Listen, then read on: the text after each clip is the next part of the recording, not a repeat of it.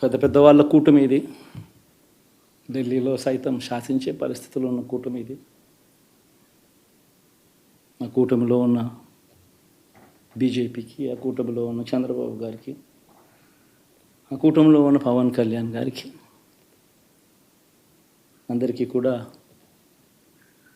వాళ్ళ గొప్ప విజయానికి అభినందనలు. ఓడిపోయినా కూడా నా ప్రతి కష్టంలో కూడా తోడుగా అండగా నిలబడిన నా ప్రతి నాయకుడికి, ప్రతి కార్యకర్తకు, ప్రతి వాలంటీర్కు, ప్రతి ఇంట్లో నుంచి వచ్చిన ప్రతి స్టార్ క్యాంపెయినర్గా నాకు తోడుగా నిలబడిన నా అక్క చెల్లెమ్మలకు, అన్నదమ్ములకు, మీ అందరికీ మనస్ఫూర్తిగా మీ అందరికీ కూడా కృతజ్ఞతలు తెలియజేస్తా ఉన్నాను. ఏం జరిగిందో తెలియదు కానీ ఏమి చేసినా, ఎంత చేసినా ఇంకా 40% ఓటు బ్యాంకు మాత్రం తగ్గించలేకపోయారు. ఖచ్చితంగా మళ్ళీ ఇక్కడి నుంచి లేస్తాం.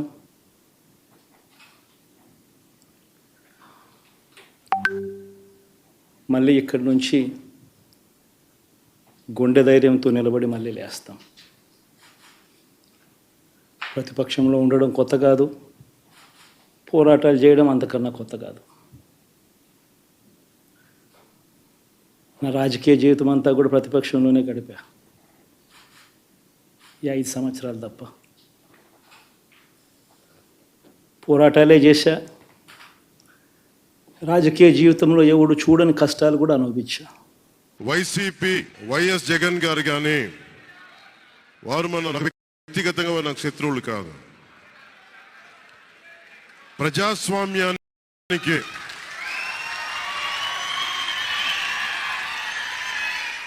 ఇది ఓడిపోయారు కదా అని చెప్పి జనసేన నాయకులుగా గుర్తుపెట్టుకోవాల్సింది. ఇది కక్ష సాధింపు సమయాలు కాదు. 5 కోట్ల మంది ప్రజల కోసం పనిచేసే సమయం ఇది. 5 కోట్ల మంది పైచులకు ఆంధ్రప్రదేశ్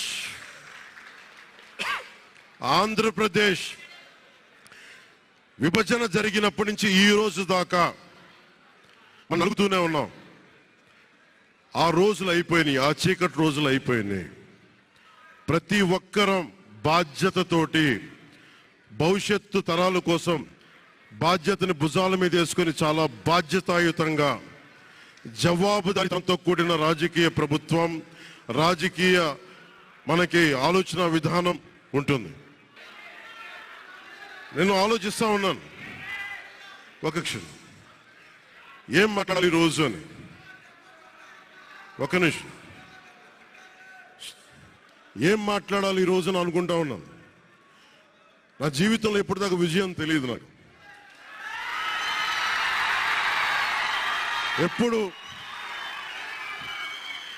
ఎప్పుడు ఒకే ఒకసారి సినిమాల్లో ఉన్నప్పుడు తొలి ప్రేమ అనే విజయం చూశాను.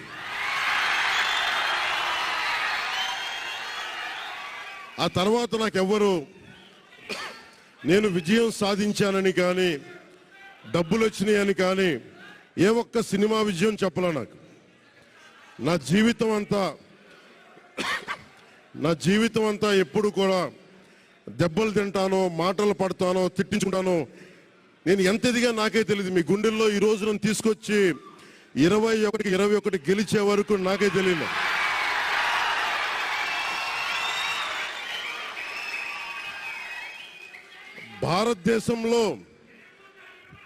భారతదేశంలో 100కి 100% కొట్టామంటే జనసేన.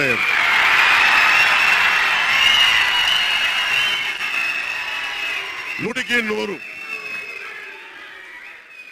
ఇది ఎందుకు ఈ విజయం జనసేన లేదంటే జన సైనికుల్లో, వీర మహిళల్లో జనసేన నాయకులది కాదు, కేవలం వారిదే కాదు, 5 కోట్ల మంది ప్రజల ఆకాంక్షదే. మార్పు కావాలి, పాలన మారాలి. ఇవన్నీ చాలా మంది కోట్లాది మంది ప్రజల ఆకాంక్ష. ఈరోజు ప్రజల తీర్పు. బాబు మీరు ఇద్దరు కూర్చోవాలమ్మా, దయచేసి నువ్వు పక్కకు వచ్చామ్మా, నువ్వు పక్కకు వచ్చా, నువ్వు పక్కకు రా, నువ్వు కొంచెం ముందుకున్నారా, మీరు కొంచెం ముందుకు రండి అమ్మా, మీ ఒక అడుగులు ముందుకు రండి, మీరు కూర్చొని ఇబ్బంది పడతాను, దయచేసి కూర్చో, దయచేసి కూర్చోవాలయ్యా, మీరు కూర్చోవాలి, మీరు మొత్తం సభ ఆపేస్తున్నారు మీరు. పక్కన సాగర్ పక్కన, సాగర్ పక్కన. ఇది మనందరికీ చాలా జాగ్రత్తగా ఉండాల్సిన సమయం. ఇది కక్ష సాధింపుల సమయం కాదు. ఇది ఆంధ్రప్రదేశ్ భవిష్యత్తుకి పునాది, బలమైన పునాది వేసే సమయం. అది అన్నం పెట్టే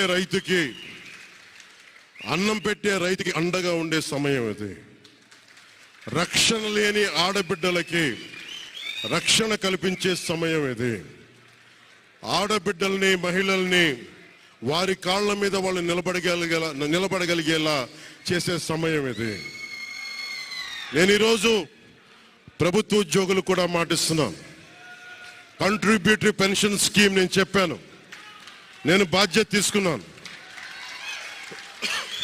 నేను మర్చిపోలా. ఏరు దాటాక తెప్ప తగిలిసే రకం కాదు నేను. కాంట్రిబ్యూటరీ పెన్షన్ స్కీమ్ దానికి సరి సమానంగా అది కానీ మీకు న్యాయం వచ్చేలాగా సంవత్సరం లోపు తీసుకొస్తాను అని మాట ఇచ్చాం, తీసుకొచ్చి తీరుతాం. ఆ మాట మీకు ఇస్తున్నాం.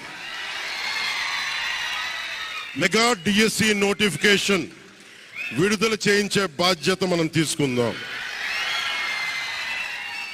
యువత విలవిల్లాడిపోతా ఉన్నారు, యువత నలిగిపోతా ఉన్నారు.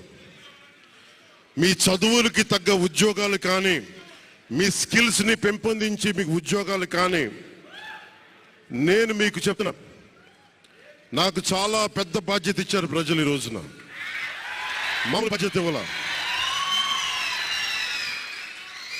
గెలిచింది, పోటీ చేసింది 21, 2 పార్లమెంట్లు గెలిచింది 100%. కానీ బాధ్యత ఎంత ఉందంటే 175 సీట్లు మనమే గెలిస్తే ఎంత బాధ్యత ఉందో అంత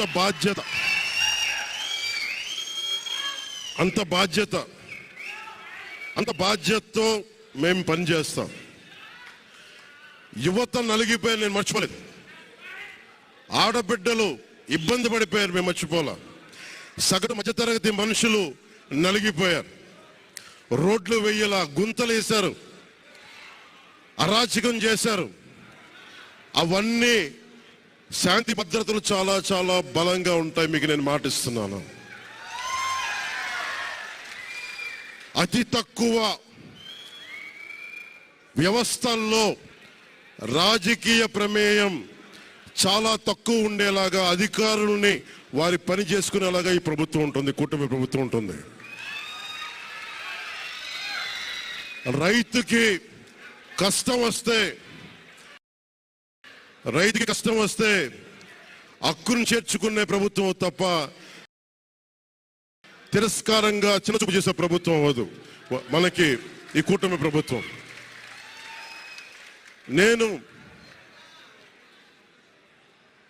నాకు రాజకీయాలు డబ్బు అవసరం లేదు. నేను మీకు మళ్ళీ చెప్తున్నాను, మీకు డబ్బుల కోసం, పేరు కోసం రాజకీయాల్లోకి రాలేదు. మీలా నలిగిపోతారు చూస్తారా ప్రతి ఒక్కళ్ళు. సగటు మనిషి మాకు ఎవడు ఉండేంటి, నా కులం లేదు, మతం లేదు, నా కష్టాన్ని ఎవరు చూడరేంటని ప్రతి ఊర్లో ఉండే ఒక సగటు మనిషి అనుకుంటాడు. ఆ మనిషి కష్టాలు నేను చూసిన వాడిని. ఆ మనిషికి భుజం కాయడానికి నేను వచ్చాను రాజకీయాల్లో.